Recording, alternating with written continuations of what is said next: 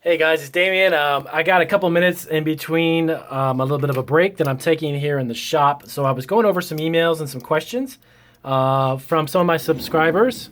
So one of the questions was in regards to selling frozen food. Believe it or not, actually, there is a lot of people who've actually contacted me in regards to. Sorry, I'm just fixing some stuff here on my desk. Contacting me in regards to selling frozen food. Yes, is this something that you can do online? Yes, of course it is. There is a handful of logistical things that you need to be aware of.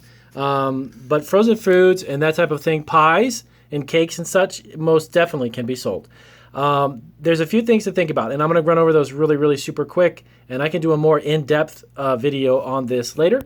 But when it comes to selling or shipping frozen foods, specifically shipping them from your facility to a customer online, especially now that we're in springtime and going into summertime, you need to think of how you're going to keep that product at a certain temperature. Of course, it cannot thaw out. Traditionally, what is used are styrofoam insulated cooler boxes. And I can give you, on my next video, I'll do that's more involved and more in depth. I'll give you all of the resources. I know exactly where you can get those. I'm very familiar with the process of how to do it. There's two ways that you can do it. One is with dry ice, which I don't recommend. Not because it can't keep your product cold, it can.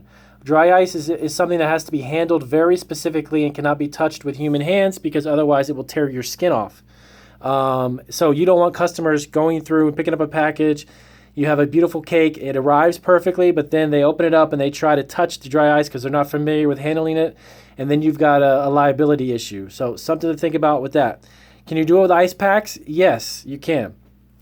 If you utilize insulated ice pack coolers, the styrofoam insulated boxes, and you pack it with a tremendous amount of ice packs, not really ice, but ice packs which are made specifically for shipping. They actually have a duration of like a 48-hour window that they will keep things cold up to that period. So you've got a short period of time, but you can of course ship things single day, express day, 1 day air. The drawback to trying to build a business that ships frozen foods is the amount that it costs to ship the product, okay? You can produce a great product at a very low price and you have great margins on the product and the price point, but it gets eaten up by your shipping because a lot of times customers are willing to, there's like a threshold, there's a certain period, there's a certain amount of money that people are willing to pay for shipping things, especially if it's something that's frozen.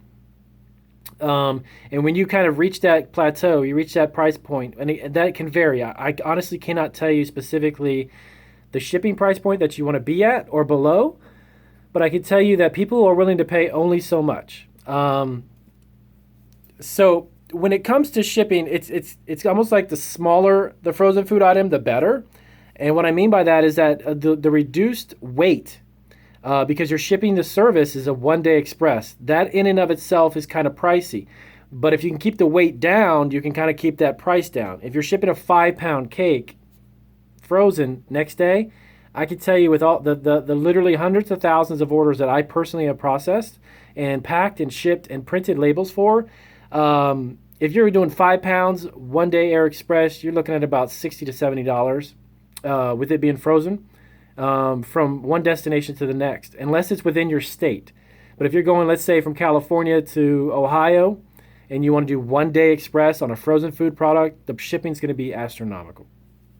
Now, with that being said, I don't want to deter you from not doing it or pursuing it, because there are some ways that you can get around the price point. And it may not necessarily be on the shipping, but it will be on the actual process of making the product.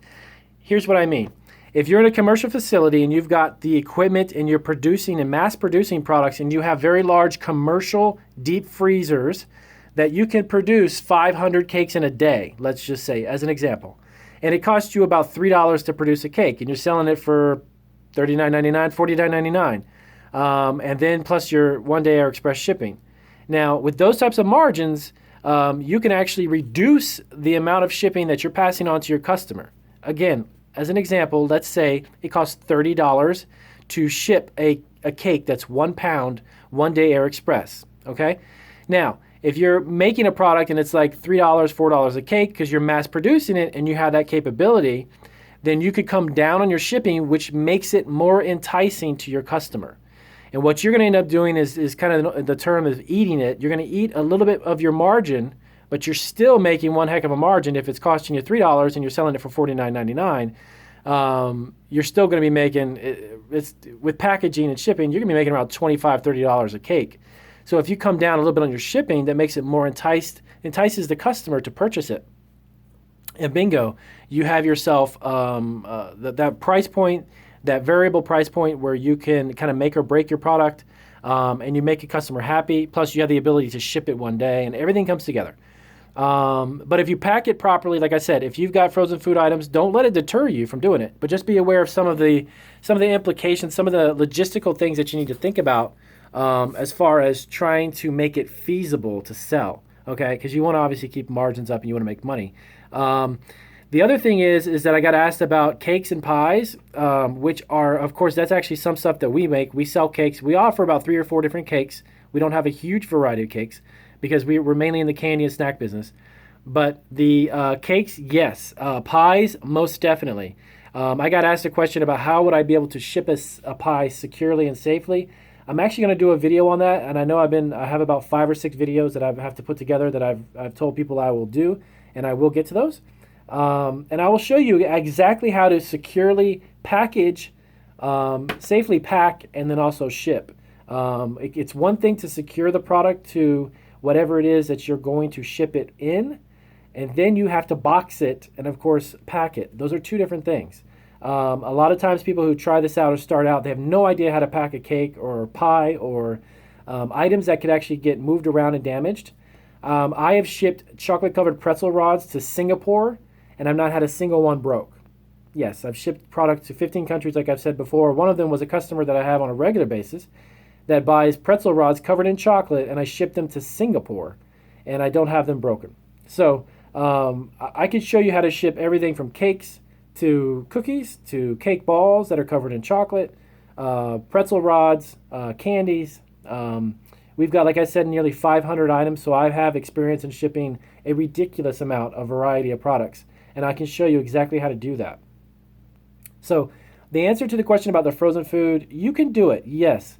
It is a little trickier when it comes to trying to logistically make it feasible, financially to do it, but it can be done. The other thing I would suggest is if you're really focused on frozen food and you're passionate about that, that's fine.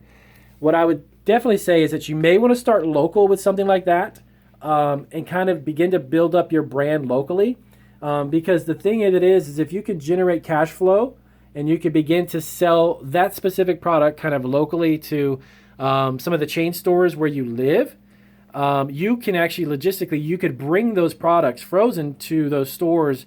Many stores, when you work with a national chain, they're gonna give you about 5 or 6 regional stores locally, and then they're going to roll you out into a segment or a region within the company itself. That's how they work. When I work with retailers, Fresh Market, they gave us 5 or 6 stores, if I remember right. It's been a couple years.